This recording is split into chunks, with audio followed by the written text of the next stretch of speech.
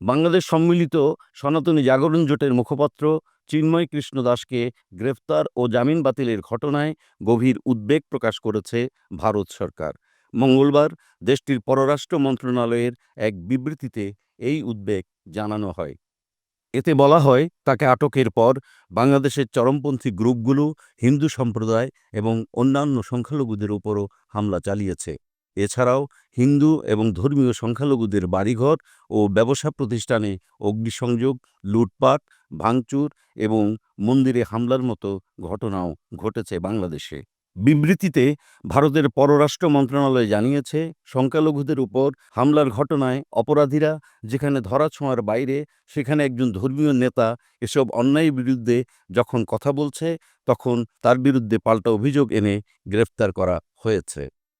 বিবৃতিতে বাংলাদেশের হিন্দুসহ সকল সংখ্যালঘুদের নিরাপত্তা নিশ্চিত এবং স্বাধীনভাবে মত প্রকাশের স্বাধীনতা নিশ্চিতের আহ্বান জানানো হয়। এদিকে চিন্ময় কৃষ্ণ দাসের গ্রেফতারের বিরুদ্ধে পশ্চিমবঙ্গের বিধানসভার সামনে বিক্ষোভ দেখিয়েছেন বিজেপির বিধায়করা।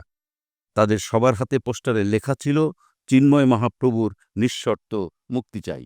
এই বিক্ষোভের নেতৃত্ব দেন বিধানসভায় বিরোধী দলনেতা শুভেন্দু অধিকারী।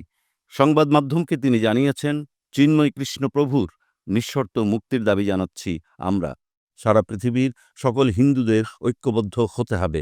আজ কলকাতায় বিজেপি বিধায়করা বিক্ষোভ দেখালেন, তবে বাংলাদেশে যদি হিন্দুদের উপর অত্যাচার অতিসত্বর বন্ধ না হয়, তাহলে আমরা আরও জোরালো বিক্ষোভ শুরু করব, জানিয়েছেন মিস্টার অধিকারী।